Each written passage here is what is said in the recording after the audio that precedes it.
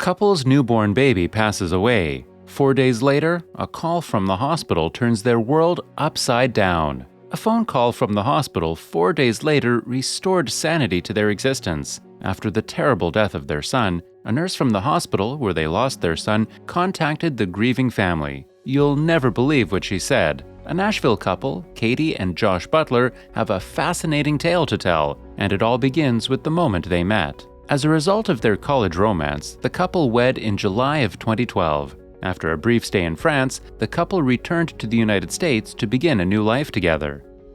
Also, if you have not done so already, please subscribe to our channel and click that notification bell to get inspired by these real-life stories every day. Now, back to the story.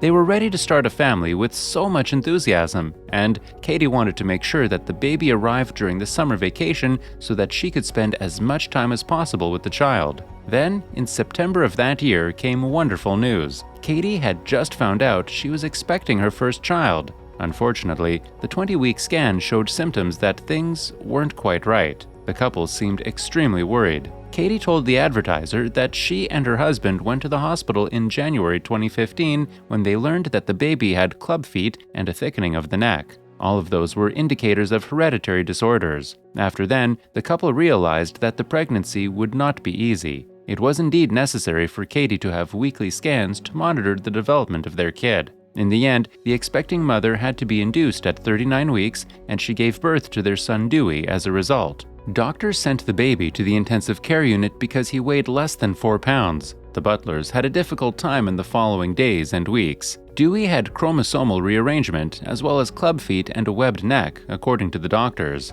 Dewey's ailment, on the other hand, was extremely rare, and physicians weren't exactly sure what the baby's long-term effects might be. Furthermore, Dewey's health began to deteriorate over time. For a routine operation in September of that year, the small kid was hospitalized. Because Dewey was in the operating room for a long time, the Butlers feared something was amiss with his procedure, no matter how successful it may have been. Their darkest worries had come true. At this point in time, Dewey had died on the operation table. Dewey's heart had given out during the operation, so the surgeon had to give up on inserting a feeding tube. Naturally, his parents were upset. Katie told Essential Infant that she had no idea why her son's death was so traumatic. After all, they wanted to honor the memory of their son who had passed away. The two of them have agreed to throw a celebration in honor of his short but memorable stay on this planet. After Dewey's death, they relied on their religion to get through the difficult period. In November of that year, Katie found herself pleading with God for a second child, 2 months after the first. After all, they had a lot of love to give to Dewey, and they wanted to give it to another baby as well. Katie's prayers were answered in a matter of weeks.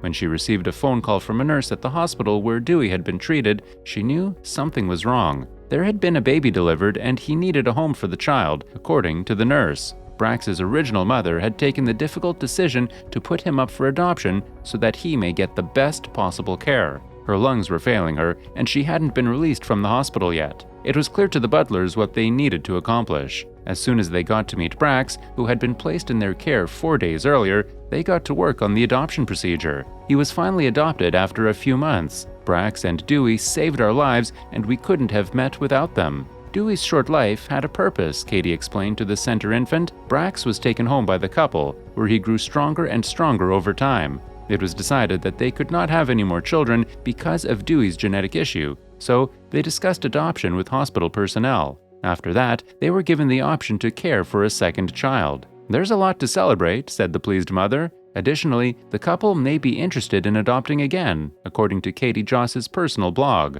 For the time being, they're still a triangular unit with a bracket in the middle of it. And, of course, they're never without the memory of Dewey. The Butler story demonstrates that even the most unthinkable sadness can yield positive results. After losing their beautiful child, the couple was able to welcome a new addition to their family. In a quite dissimilar story, weeks after girl vanishes, Dad finds bag in the yard. They had a huge tree at the end of the garden that rose high out of the ground, but they had no idea that their neighbors took note of the tree. They looked everywhere for their daughter every day until weeks had passed. Then, one day, a trash bag arrived in their yard. Peter Hoyne appreciated the life he lived. He had a wonderful life and a happy daughter, and both his health and work life couldn't have been better. But just as all things have to come to an end at some point, his seemingly perfect life would take a turn for the worse. Their new house also seemed perfect, except for one tree. There was a huge tree at the end of the yard that blocked out all their sun. Peter and his wife didn't care for it very much.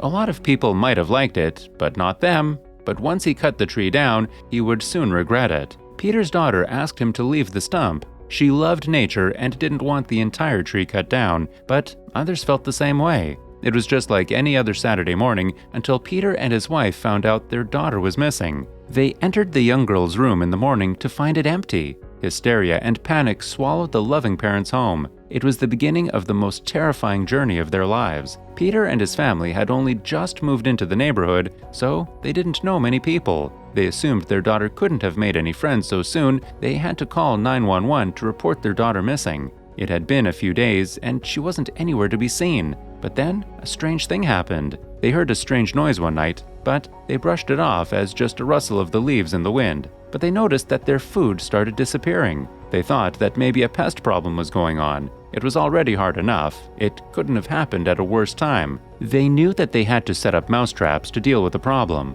While they tried to deal with a much greater problem at hand, they needed to try and find their daughter. Even after the cops gave up searching, they knew it would be hard. What they had to do next would cost them a lot of their own money. All her favorite dolls were missing. Peter and his wife could have sworn that they were still there only 2 days ago. They looked frantically all over her room, searching for the dolls they knew they'd seen. They looked at each other, hopelessly confused. The dolls were gone. Was it? The mice were stealing her toys? Peter grabbed another mousetrap and set up 3 in her room. Then, something even stranger came into view. Just as Peter was placing the traps around her room, he noticed something odd in the distance from her window. Her window pointed out towards the end of their garden, which was covered in trees. A plastic bag was poking out from between the shrubs. It was in the area that he'd cut down the huge tree. Curious, Peter dropped what he was doing and walked out to investigate. What he'd find would leave him trembling. He wondered if the blank trash bag had somehow blown free from the pile around the corner. But when he got close,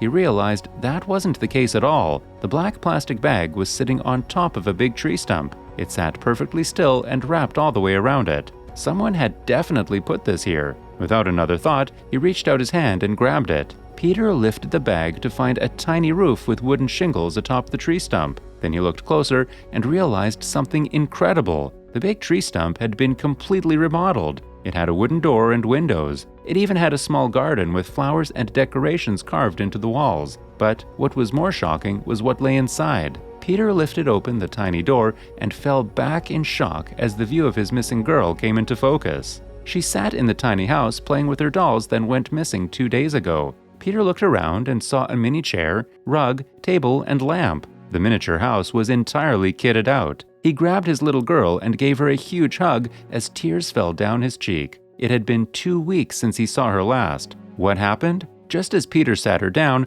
a woman appeared from behind the bushes. "Oh, you're here. We meet at last. I'm sure your daughter's told you all about me." Confused, Peter looked at his daughter, then back to her. "No, what's going on here?" he demanded. The woman was surprised to hear Peter's brash reaction. She explained that she was a neighbor and that she and his daughter had been undertaking this project to turn their trace dump into a little-known home. The plastic bag was to keep the new roof dry. She explained to him what his daughter said. "She asked you and her mom, and you both said it was fine. We've been out here building this thing for 2 weeks, but how did she not know she was reported missing? She had no idea the girl they were talking about was his daughter. In fact, as far as she knew, she wasn't missing at all. She thought she was still going home after they played together, and she was at Peter's shop." Peter later found out that his daughter used a cat flap in the door to come in and out of the house to eat and sleep, moving around as quiet as a mouse. She wanted to live in the new tiny home and didn't tell her parents anything. No wonder there were strange noises and new food and toys going missing every day.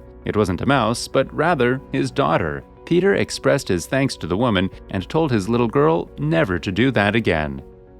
If you enjoyed the video, kindly give it a thumbs up, leave a comment in the comment section, and share with others. Thanks for watching, and catch you in the next one.